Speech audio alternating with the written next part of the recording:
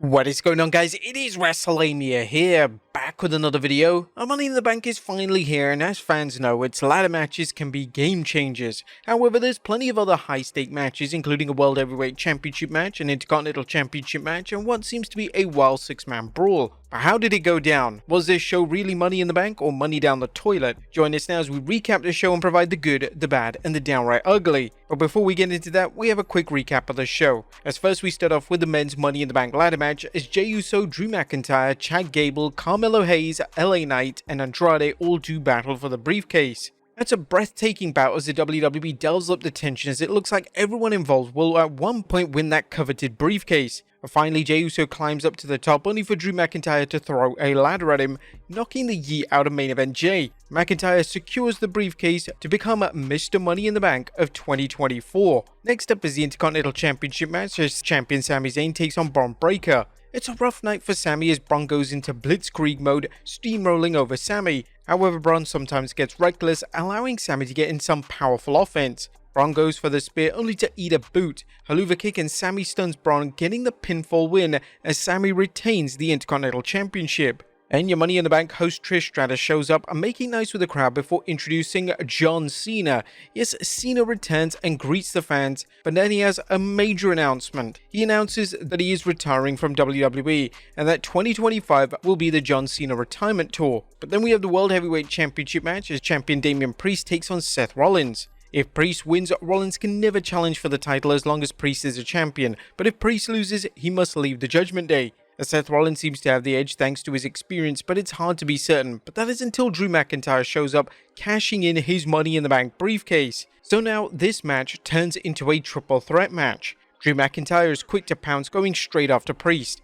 But things aren't easy as Drew thinks as Damian fights back. But then out of nowhere, CM Punk runs in, attacking Drew. Punk savages Drew outside the ring with chairs and a cable as McIntyre tries to escape. But meanwhile, Rollins is on the outside ring recovering from Priest while Priest tries to regroup. Punk grabs the title, blasting Drew with it and making things easy for Damian Priest, who then covers him to retain the World Heavyweight Championship. After the match, Seth Rollins is recovered and he's none too pleased with Punk. Corey Graves, who is friends with Rollins, gets Seth to calm down, well, for now. Next up is the women's Money in the Bank ladder match as Tiffany Stratton, Io Sky, Chelsea Green, Lyra Valkyria, Naomi and Zoe Stark all do battle for the women's briefcase. Now, this is one of the most brutal ladder matches in recent memory as everyone shows 110% dedication to winning the briefcase. Now, this one is all over the place, but in a good way, as the competitors hold nothing back. Finally, Chelsea Green uses a gift for exploiting every opportunity and climbs the ladder even though she's afraid of heights, but then gets taken out in the worst way possible. However, Chelsea's win is then spoiled by Tiffany Stratton, who knocks her off the ladder, sending her through some tables onto the floor.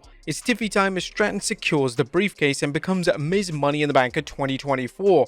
And finally, it's time for the main event as the undisputed champion Cody Rhodes, Kevin Owens, and Randy Orton take on the bloodline of Solo Sikoa, Tama Tonga, and Jacob Fatu with Tonga Loa. Now, the babyfaces start off strong, but that is until Jacob Fatu tags in and demolishes Randy Orton.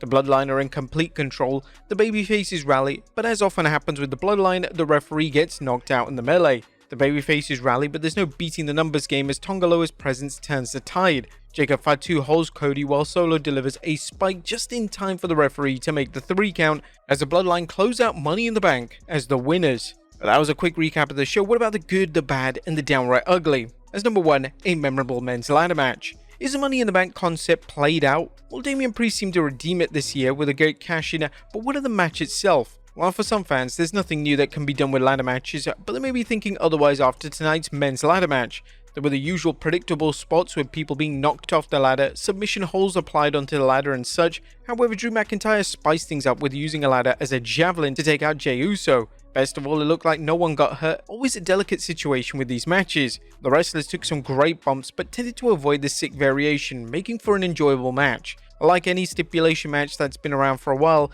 it's a matter of wrestlers finding new ways to inject fresh blood into a match, and that's exactly what fans got tonight. Number 2, the deadlier of the species. It's been said to be careful who you step on during your way up the ladder, but that wasn't the case tonight as the WWE's women's match was a diagram of destruction. That women's ladder match also saw its competitors upstage the men once again. As good as the men's match was with its cleverly coordinated spots, the women made it clear that this was a no-holds-barred outright war. This was a classic case of no quarter asked and none were given, as wrestlers were flying off and through ladders, wrestlers sent flying through tables, and everyone received and dished out a huge beatdown.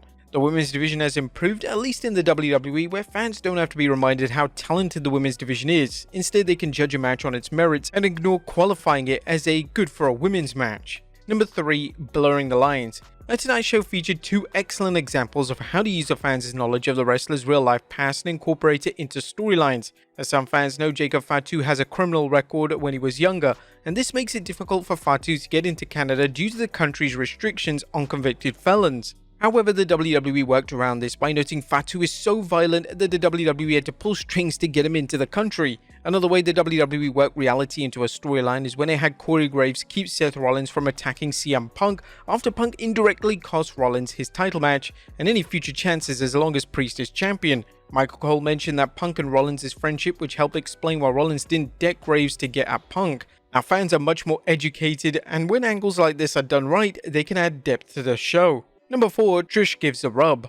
A kudos to Trish Stratus, who continues to use her star power to give back to the WWE's active talent. Stratus did so last year when she feuded with Becky Lynch and gave Zoe Stark some time in the spotlight, and she did it again tonight, giving Tiffany Stratton a wake-up call and possibly setting the stage for a match down the road. Number 5. A hot crowd. The WWE Universe continues to up its game, just as the WWE's been upping its game in terms of storytelling and in-ring action. Tonight's crowd in Toronto were loud and involved in every match. While part of this is due to how hot the show was, fans have seen other PLEs where the matches rocked but the crowd sat on their hands. Not tonight, and hopefully this trend continues. Number 6. Cena says goodbye.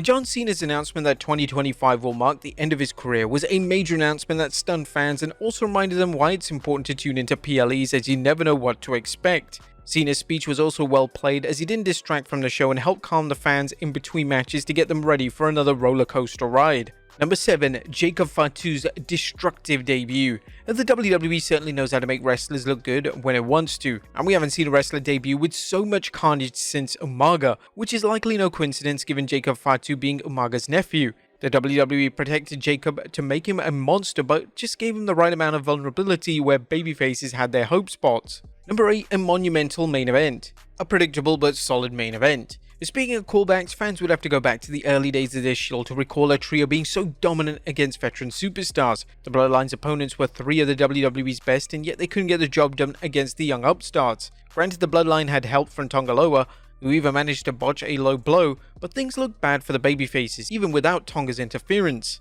And Chelsea Green's brutal bump. And Money in the Bank featured some big bumps, but nothing like Chelsea Green falling off a ladder and crashing through tables in a spot that seemed like a flashback to the 90s ECW. Green came up short tonight, but she proved that she's invested in putting on one of the best matches possible, while also crushing it with a Karen gimmick. The crowd were incredibly behind her, and we hope that she gets her much deserved push. That was good. What about the bad? As a questionable call. There wasn't much to complain about last night. However, the WWE's decision to have Drew McIntyre win the Money in the Bank briefcase and fail at successfully cashing it in is one certain to have fans talking for the next few weeks, if not months. However, there is some good reason behind it, something that we'll explain in the next video. Number 2, another 3-count crisis. The WWE needs to have a talk with its officials, as tonight featured another title match where there was an obvious mistake that affected a major match. Right before Drew McIntyre's music played, fans watched what looked like a 3-count from the referee during the Damien vs Seth match, a 3-count which should have ended the match, as fans know that there was a big blunder at King of the Ring when the referee counted 3 on Randy Orton,